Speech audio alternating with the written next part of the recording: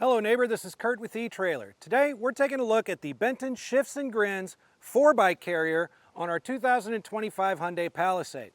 Now, if you have purchased this bike carrier and you've got some experiences to share, go ahead and drop those in the comments below. We'd love to share your stories with our other neighbors in order to help them make the best decisions for themselves.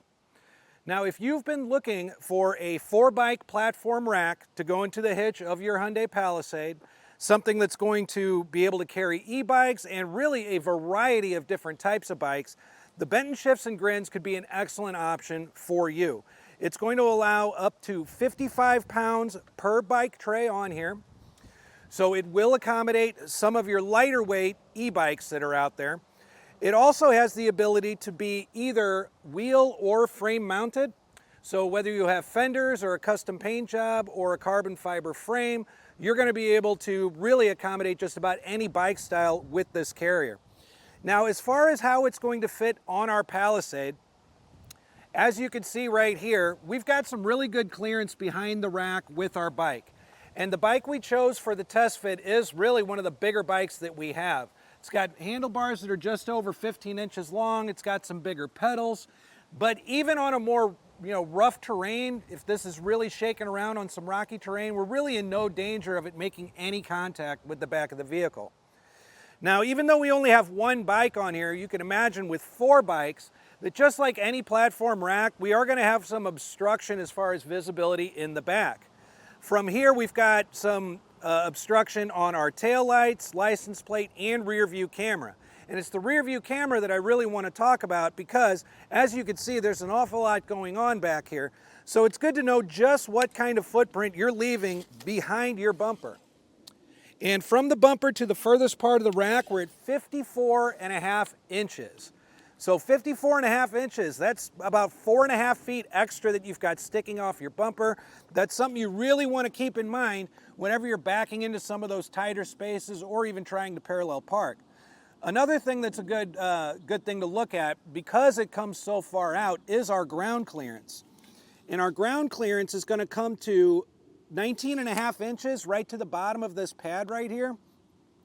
So you got about 1.5 feet of ground clearance, but you really want to keep that in mind when you're attacking some of those steeper inclines or driveways because it sticks so far out. If it's really steep, you want to be aware of it. The other thing, since we did mention already that you can carry bikes up to 55 pounds, it's a good idea to know just how much lift you're going to need to get it up into the wheel cups. And you're going to need to be able to lift roughly about 22 inches in order to get that up and onto this platform. So bear that in mind as well. Now, one of the biggest questions that we always get about a platform rack when it comes to a certain vehicle is, will I get access to my lift gate even when I have bikes loaded up? And the answer is yes in the case of the Shifts&Grins. We're going to grab this handle right here.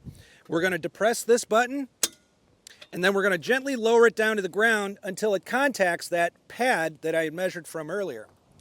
Now that we've got it tilted away from the vehicle, we can go ahead and open our lift gate.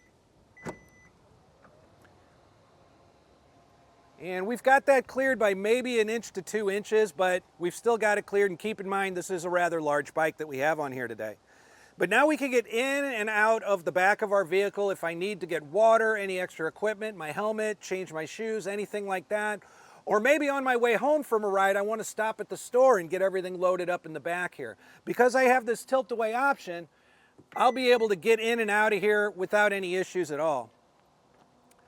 And now, when it comes to getting it back into its riding position, we're just going to need to hold on to the bikes. We're going to grab our handle here, and we're going to lift up until it clicks. Once we hear that click, we're in our upright position, and we're ready to hit the road. Now, I had mentioned earlier about, loading and unloading the bike and how it can be frame mounted or wheel mounted. In order to unload a bike or load it up, there is a ratcheting strap on each wheel cup. There's a nice little rubber pad here on it that's going to help protect your wheels. But we're going to go ahead and disengage those and feed them through the spokes on both wheels.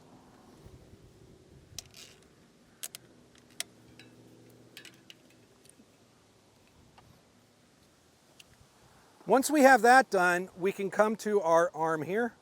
We're going to depress this button and we're going to lift up on the hook. Now, if it's wheel mounted, I would just lift it up and move it out of the way. but it can be frame mounted by removing the hook and bringing it over to the frame as well. Either way, what we're going to need to do is clear this across the front wheel here. Once we do that, we'll be able to take our bike, lift it on and off, and now we can either store our bike or go ahead and hit the trail. Now, the Shifts&Grins is a powder-coated steel bike rack, which means it's going to be very corrosion resistant and very durable. The downside to that is it also makes it very heavy. This bike rack weighs about 116 pounds. So what do you do when you don't have a bike on here that you're driving around with? Well, you've got the option, of course, removing it and putting it back in, but at 116 pounds, that's not going to be very appealing to many people. It does have a stowaway feature, so I'm going to use that same button and handle to press it in, and we're going to lift up and against it, right up to the back of the vehicle, just like this. Now I'm going to significantly decrease that footprint that we had behind here.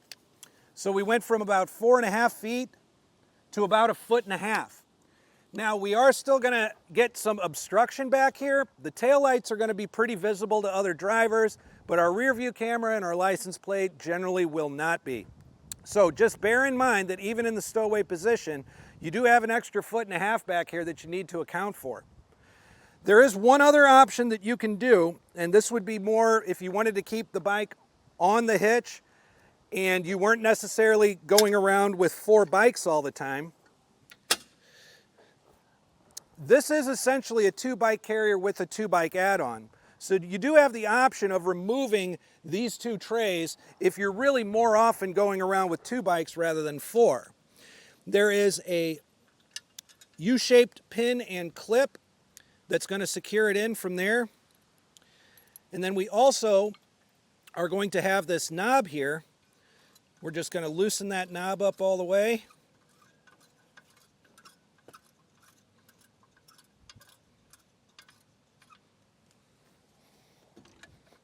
Now we're able to remove this, and as you can see, we've got a lot less going on back there behind the bumper.